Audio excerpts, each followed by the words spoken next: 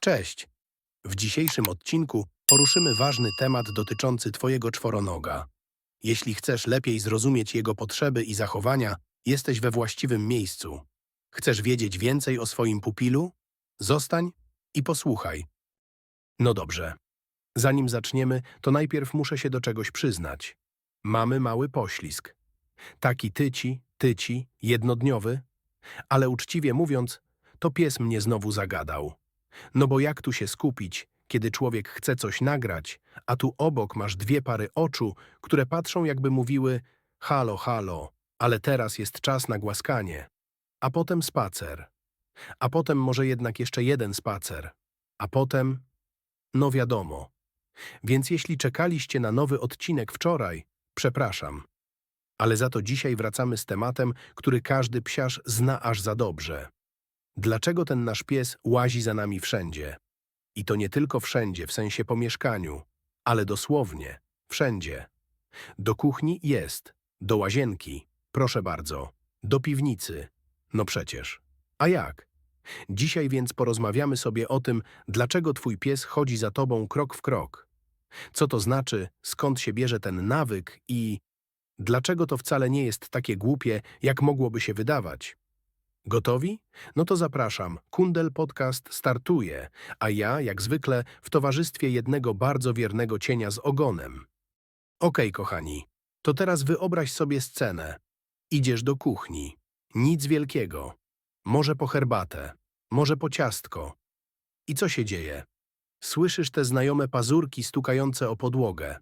Kątem oka widzisz, jak spod kocyka w salonie wychyla się pysk. Minę ma taką, jakby mówił: a dokąd to, panie kochany? Beze mnie?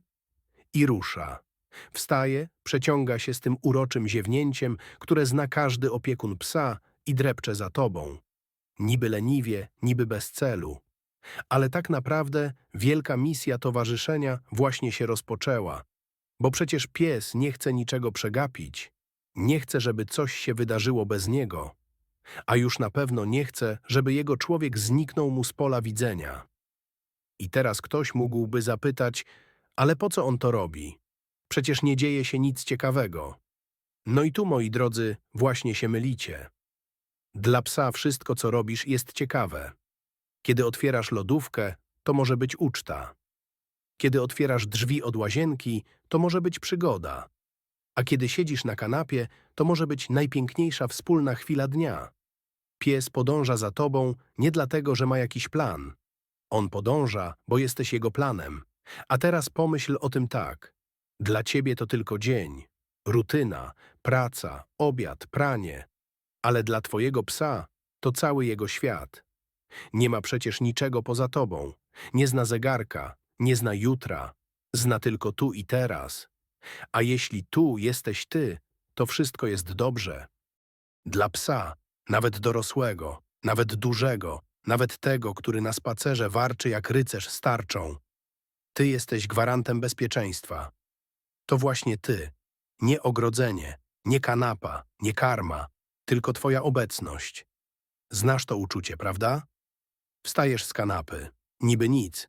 Idziesz do kuchni. Pies też. Otwierasz drzwi do łazienki. Cicho. Ale za chwilę szur i już siedzi pod drzwiami. Albo wejdzie razem z tobą, jeśli pozwolisz. I siedzi. I patrzy. I tą miną mówi wszystko. Jestem tu, bo ty tu jesteś. I to wystarczy.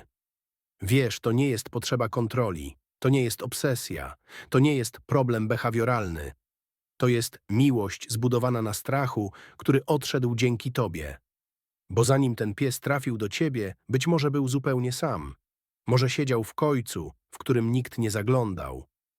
Może był wyrzucony z auta, bo zachorował. Może przez pół życia nie wiedział, czym jest ciepła dłoń, dotyk bez bólu, słowo bez krzyku. I teraz, kiedy już ma to wszystko, co wydaje się zwyczajne, nie chce tego stracić ani na chwilę. On nie myśli, to tylko łazienka, zaraz wrócisz. On myśli, mój człowiek się oddala, a ja przecież już raz straciłem wszystko. Więc idzie, kroczy za tobą, krok w krok, jak cień, który wie, że tylko światło daje mu sens. I nie robi tego z niepokoju. Robi to, bo przy tobie jego świat nie jest straszny.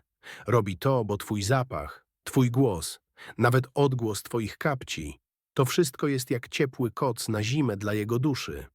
Musimy pamiętać o jednej bardzo ważnej rzeczy.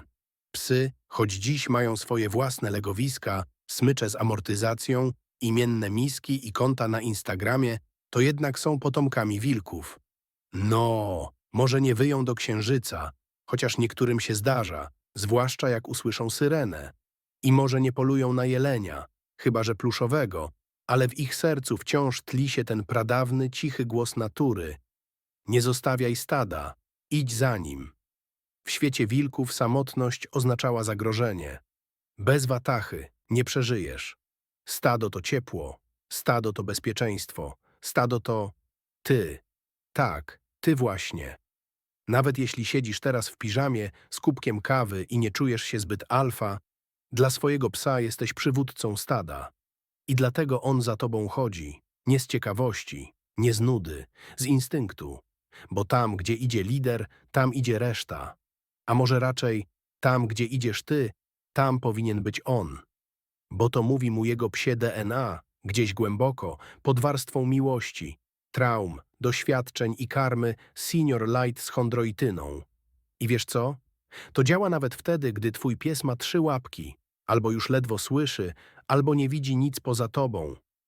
To działa, bo ty jesteś jego światem, a świat nie powinien znikać z pola widzenia.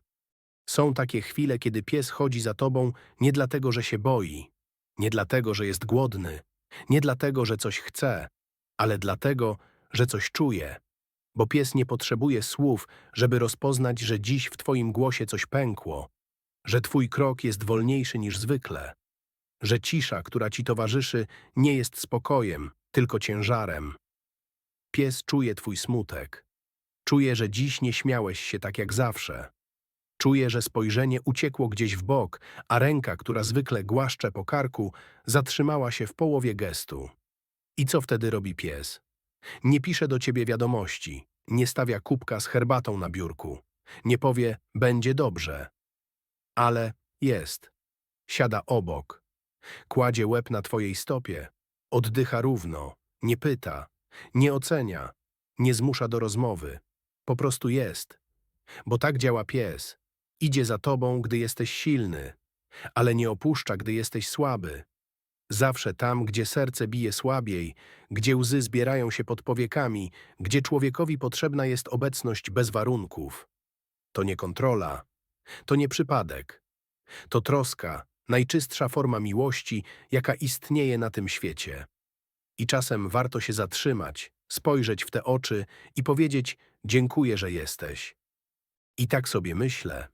Kiedy patrzę na mojego psa, jak znowu kładzie się tuż obok, jak sprawdza, czy nadal jestem, czy nie zniknąłem z pola widzenia, to zastanawiam się, czy my ludzie potrafimy tak kochać, bez słów, bez oczekiwań. Po prostu być przy kimś, gdy serce bije słabiej. A ty?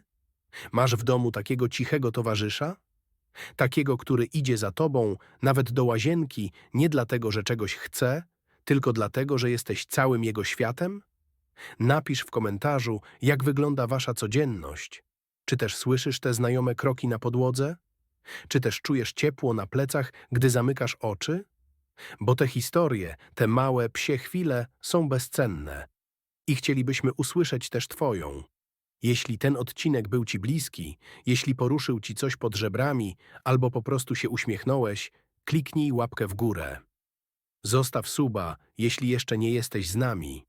A jeśli już jesteś, wiedz, że jesteś częścią naszego stada. Dziękuję, że słuchasz. Dziękuję, że jesteś. A teraz pogłaszcz swojego psa ode mnie. Za to, że chodzi za tobą, za to, że jest. Zawsze tam, gdzie serce bije słabiej. Dziękujemy za wysłuchanie dzisiejszego odcinka Kundel Podcastu.